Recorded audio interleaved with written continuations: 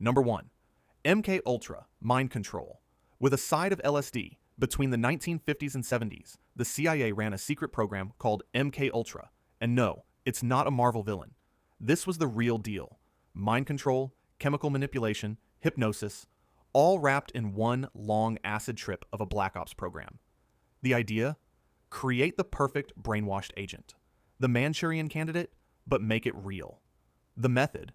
Drug people without telling them, then mess with their heads and take notes. Victims included prisoners, mental hospital patients, students, and just random people off the street. Some were tricked into drinking LSD-laced cocktails. Others were straight up injected in their sleep. One guy, Frank Olson, a government scientist, got secretly dosed, freaked out, and days later, he fell out of a hotel window. The official story? Suicide. The real story? Still murky, still shady, and still very, very illegal. MK Ultra got shut down in the 70s after Congress actually started asking questions. But by then, hundreds of people had been experimented on, and the CIA had already burned most of the evidence. Literally. Like, they incinerated the files. Not sketchy at all.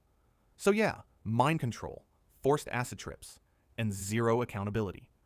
If they pulled this stunt today, that's not just a lawsuit that's Netflix miniseries plus mass resignations, plus probably a riot. Number 2. The Tuskegee Syphilis Study. Let's just watch them die. In 1932, the U.S. Public Health Service launched a study on syphilis in Macon County, Alabama. Their test subjects? Over 600 black men, poor, mostly sharecroppers. The goal? To see what syphilis does to the body when you don't treat it. Yeah, you heard that right. These men were told they had bad blood and were promised free healthcare. In reality, doctors just let the disease run its course. No antibiotics, no treatment, just blood tests, spinal taps, and lies. What makes this worse, and that's saying something, is that by the 1940s, penicillin was a known cure. But they still refused to treat the men, just to observe the long-term effects. These guys lost their vision, their sanity, their lives, while the government took notes like it was a science fair project. Oh, and they also lied to the families. They told the wives and kids nothing, even after some of them got infected. The study only ended in 1972, 40 years later, when a whistleblower finally exposed it to the press. By then, dozens were dead. Many infected their spouses. Children were born with congenital syphilis, and no one served a single day in prison. If this happened today, we're talking class action lawsuit of the century, presidential apology, and entire institutions getting gutted. But back then, the government's response was basically, oops, our bad. Number 3, Operation Sea Spray. Let's gas San Francisco. In 1950, the U.S. Navy decided to test how vulnerable American cities were to biological attacks. Logical first step? Spray a giant cloud of bacteria over San Francisco, without warning, without consent. They loaded up a Navy ship with tanks full of Serratia marcescens, a bacteria they thought was harmless. Then, for 6 straight days, they released it into the fog, letting it drift across the entire Bay Area. Their logic? If a bioweapon hit this city, how far would it spread? Cool science question. Horrific real-life experiment. What happened next? Dozens of people ended up hospitalized. One guy, Edward Neven, 75 years old, died from a bizarre infection doctors had never seen before.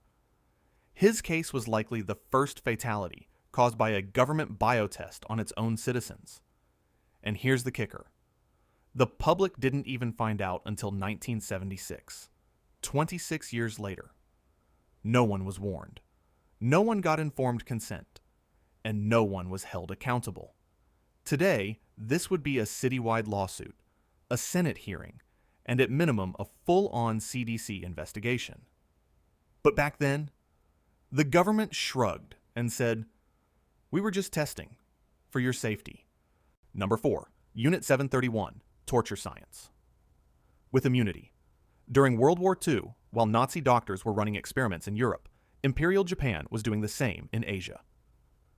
Enter Unit 731, a top-secret military lab in occupied China, where they ran experiments so brutal, even Nazi scientists were shocked. Here's just a sample of what they did. vivisections on living prisoners, no anesthesia, frostbite tests where they froze limbs and smashed them off with hammers, infections injected straight into organs, and even biological weapons tested on villages full of civilians. Their victims? Chinese civilians, Russian POWs, Korean captives, women, children, anyone they could grab. And when the war ended, you'd think the world would put the scientists behind bars, right? Nah, the US made a deal. In exchange for their research data, America gave full immunity to the doctors of Unit 731. They walked free, never stood trial. Some even got promoted to cushy medical careers in Japan. That's like giving Joseph Mengele a podcast deal because he took good notes. If this deal came out today, it would be global scandal, war crime trials, UN resolutions, full Netflix docuseries by Friday. But back then, the logic was simple. Better us than the Soviets. Number 5. The plutonium injections. You're not a patient, you're a science project. Picture this. You go to the hospital thinking you're getting treatment for something routine. Instead, the doctors secretly inject you with plutonium, one of the most dangerous radioactive elements on Earth. You don't know it. You don't consent. They just do it. That happened. In America. Starting in the 1940s, under the Manhattan Project, U.S. scientists injected 18 unsuspecting hospital patients with plutonium to study how radiation spreads in the human body. No warnings, no paperwork, no follow-up care, just silent, cold-blooded experimentation. These weren't even healthy volunteers. They were already sick. Some had cancer. Some were just poor and couldn't afford private hospitals, and that made them the perfect test subjects, easy to manipulate, unlikely to ask questions. The government tracked these people for years, took blood samples, ran tests, but they never told them what they had done. Some only found out decades later after classified documents were leaked in the 90s. If this happened now, you'd be looking at multiple billion-dollar lawsuits, criminal charges for every doctor involved, and probably an entire department getting obliterated. But at the time, it was written off as just national security. Number 6. Operation Midnight Climax hookers, LSD, and two-way mirrors. In the 1950s, the CIA was still obsessed with mind control.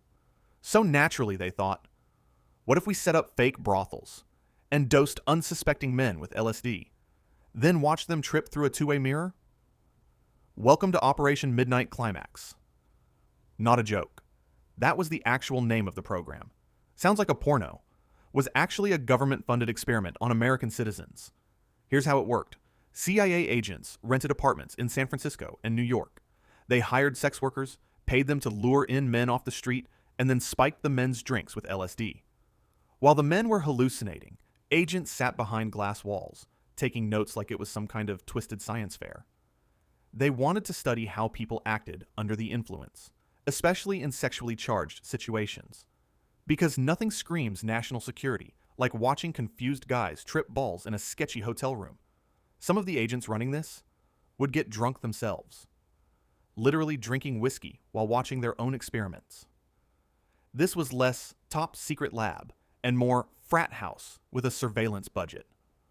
The program ran for over a decade, and again, no one was told. No one consented.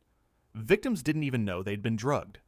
If this came out today, that's massive lawsuits, criminal conspiracy, human rights violations, sexual assault investigations, you name it. Back then, we were protecting democracy. Number 7, the Aversion Project fixing. People with torture. In apartheid-era South Africa, the military had a problem.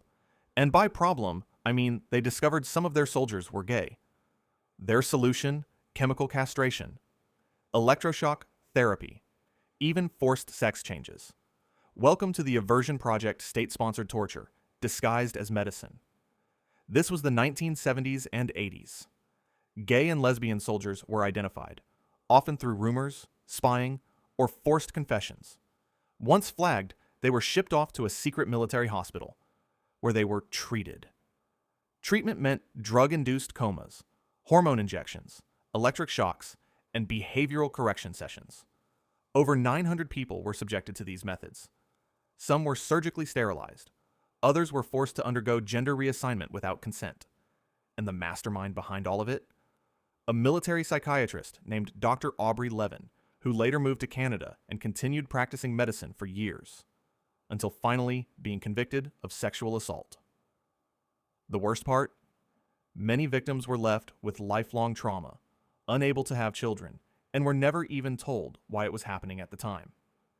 If this happened today, you'd be looking at international outrage, human rights lawsuits, military tribunals, the works. But because it happened under apartheid, the victims barely got recognition, let alone justice. Well, that's all for now. If you enjoy this content, stay tuned. I'll be back soon with another video.